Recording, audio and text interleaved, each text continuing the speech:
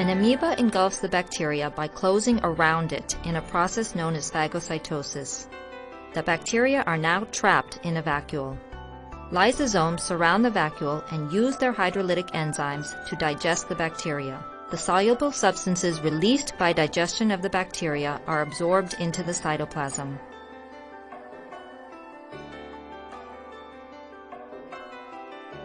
Fish obtain oxygen from water. The oxygen is circulated to different parts of the body. A fish's heart has two chambers, one atrium and one ventricle. The deoxygenated blood goes from the ventricle to the gills, where carbon dioxide in the blood is exchanged for oxygen in the water.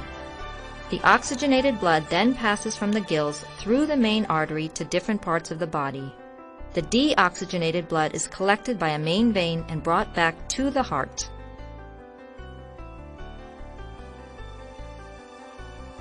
The circulatory system in man is necessary to transport substances from one part of the body to another. Food, oxygen, and hormones have to reach each and every cell of the body, while unwanted waste must be expelled.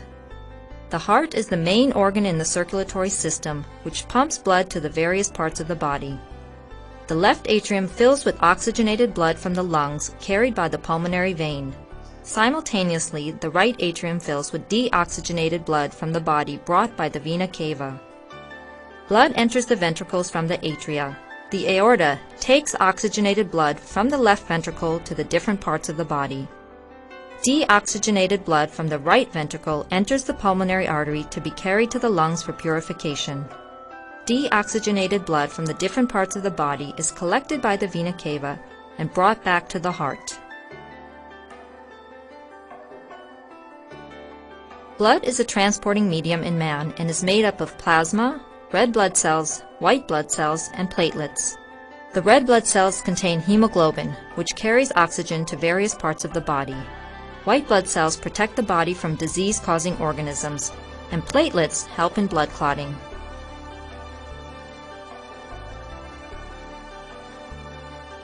The lungs are the organs of respiration, and as you can see, they are located in the thoracic cavity. Humans have a pair of lungs. The lungs are protected by the rib cage. In gaseous exchange, air first enters through the nostrils and moves into the pharynx. Air continues passing from the pharynx to the voice box or larynx, reaching the trachea or windpipe, which is supported by C-shaped rings of cartilage. These rings ensure that the trachea is always kept open. The trachea splits into two tubes called bronchi. Each singular tube is called a bronchus. Each bronchus enters into a lung. Within the lungs, bronchi divide into a number of fine branches called bronchioles. The bronchioles split further and end in small clusters of air sacs called alveoli. This is where gaseous exchange occurs.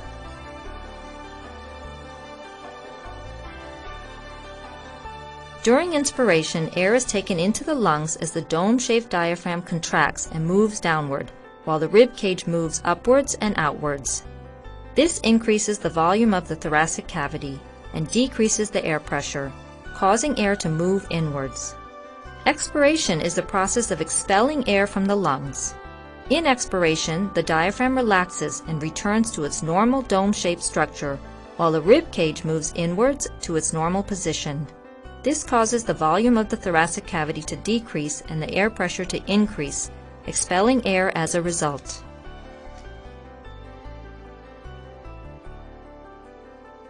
Air sacs or alveoli are richly supplied with blood vessels, and it is here that gaseous exchange occurs.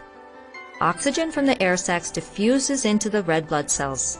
Carbon dioxide diffuses in the opposite direction to the alveoli and is expelled from the lungs during expiration.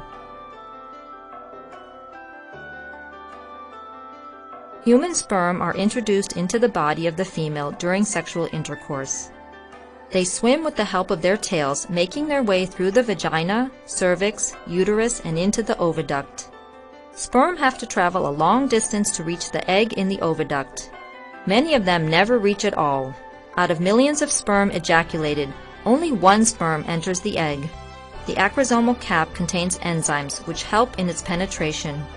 Only the head enters while the tail is left behind.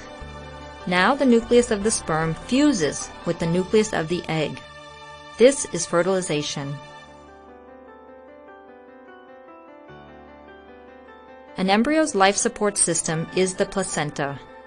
The portion of the embryo implanted into the uterine wall develops into the placenta with finger-like projection called villi. The placenta is joined to the embryo by the umbilical cord. Inside the cord is an artery and a vein. Oxygen and food materials in the mother's blood diffuse across the placenta into the umbilical vein and are carried to the fetus, while carbon dioxide and waste diffuse in the opposite direction through the umbilical artery and the placenta into the mother's blood.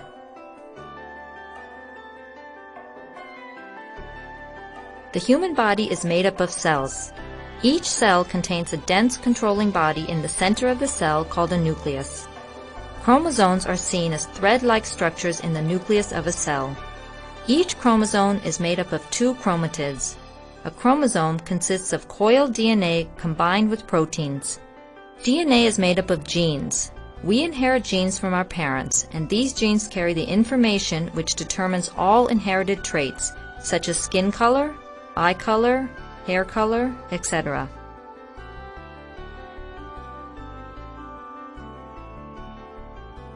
Water plants such as Eichhornia have a rosette of pale green, shiny, rounded leaves and balloon-like petioles swollen with spongy tissue that keep the plants afloat.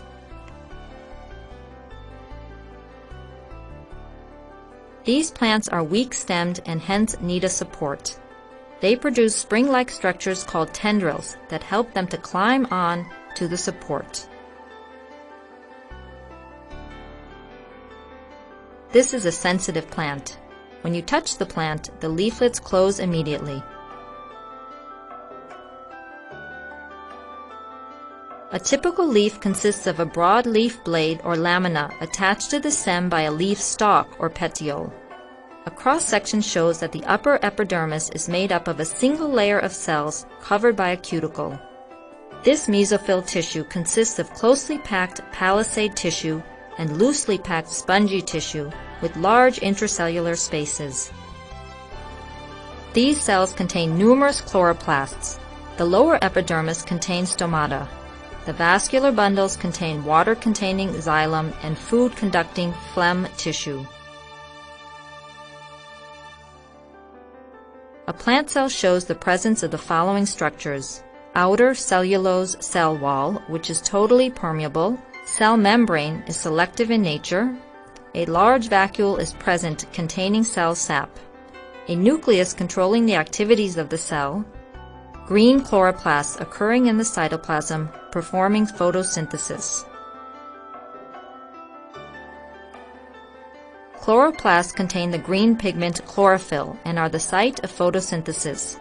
Chlorophyll absorbs and transforms light energy to chemical energy used in the manufacture of sugars. The chloroplast is bound by a double membrane.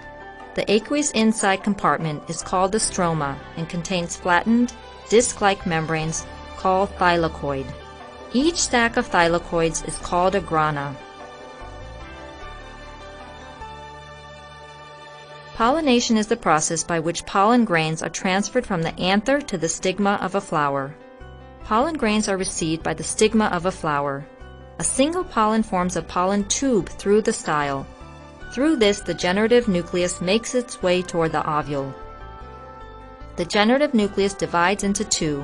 One of these fuses with the egg cell, and the other with the 2 polar nuclei, causing double fertilization.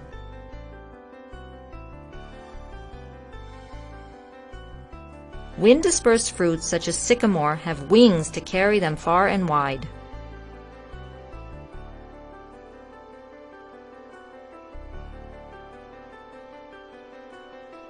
Animals help in the dispersal of fruits and seeds as well. Birds such as this crow eat the fruit from a neem tree.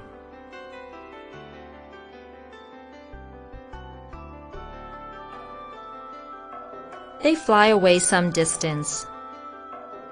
The seeds pass undigested through the intestine and are deposited along with their droppings in a new area.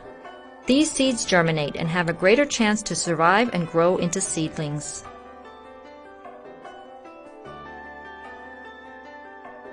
Before germination, a seed is said to be in a dormant state.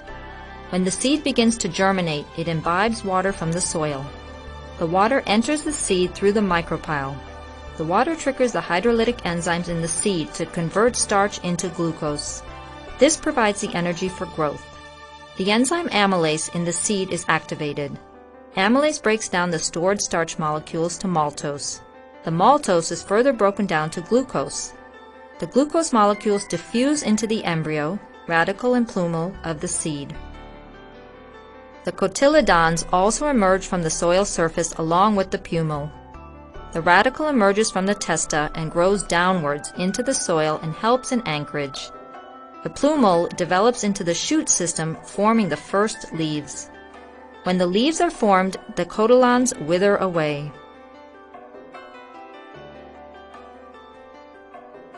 Nitrogen-fixing bacteria, rhizobium, live in the root nodules of leguminous plants such as peas and beans in a symbiotic relationship.